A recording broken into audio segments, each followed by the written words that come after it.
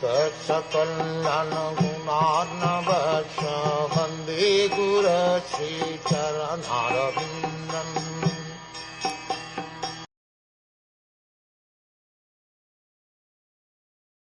After considering his advanced age and deliberating on the welfare of his spiritual self, King Uttanpad detached himself from worldly affairs and entered the forest. This is the sign of a Rajrishi.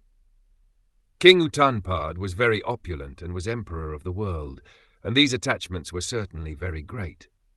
Modern politicians are not as great as kings like Maharaj Uttanpad, but because they get some political power for some days, they become so much attached to their positions that they never retire unless they are removed from their posts by cruel death or killed by some opposing political party.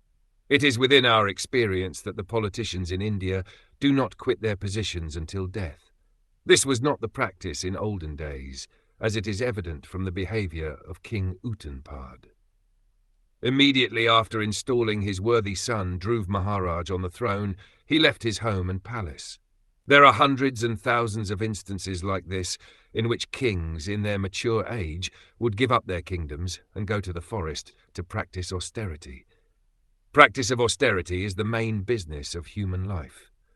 As Maharaj Dhruv practiced austerity in his early age, his father, Maharaj Uttanpad, in his old age also practiced austerity in the forest.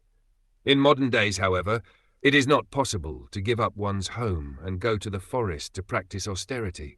But if people of all ages would take shelter of the Krishna consciousness movement and practice the simple austerities of no illicit sex, no intoxication, no gambling and no meat-eating, and chant the Hare Krishna mantra regularly, 16 rounds. By this practical method, it would be a very easy task to get salvation from this material world.